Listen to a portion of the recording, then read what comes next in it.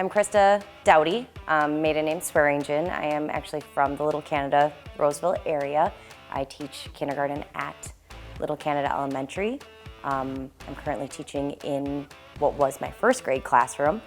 And on the side, I am a race car driver. Started at 6 years old, so back in 95, 96. My dad is a former race car driver himself. He still dabbles a little bit, but he raced in the 80s and 90s.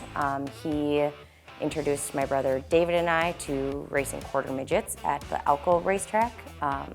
It's an asphalt track just south of the cities. And then my youngest brother Michael also got into it as well. So we just kind of fell in love with racing. My dad then stepped aside so that we could do it. Like he put his racing career aside a little bit, and then David and I, we've stuck with it since. So we're on your season 31 of our racing career. We now race what's called a USRA hobby stock. That USRA is just the sanctioning body, it's the rule package we follow, and then we follow those tracks that have that division. And then this taller one is my Legendary 100 trophy. That is a huge race at Cedar Lake Speedway that I feel like a lot of people know that track. To be the second female to ever win out there is pretty awesome. The first female winner is one of my mentors, Shanda Fjord-Nord. Like, she's awesome. She taught me a lot. But then, yeah, to have the honor to race out there for one and then to win is even more incredible. So then I was the only father-daughter team to have ever won out there, but now it's been my dad, me, and my brother David, who races a Midwest mod, and my husband, who was racing street stock at the time. All four of us have won out there. So it's pretty cool to be like, hey, we're this team that we're pretty well accomplished. So it's the majority are men. They're currently in my, like at Deer Creek where I race weekly, there is one other female driver, but then there's a couple, they'll come and go. But there's really not many. But it is cool to see that there are at least some. And then there's some women drivers, they just dominate.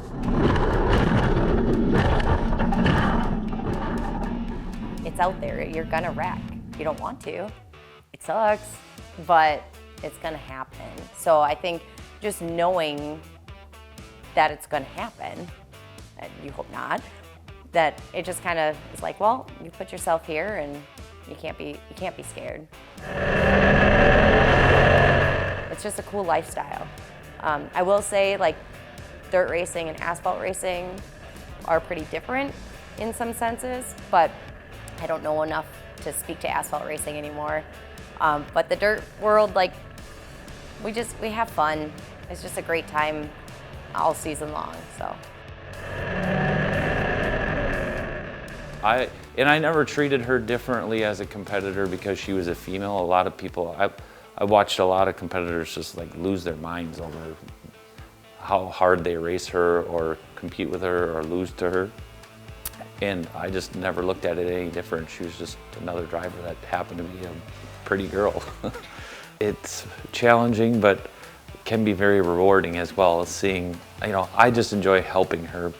I see the drive that she has and wants to be a female in this sport, and those opportunities aren't there a lot for them.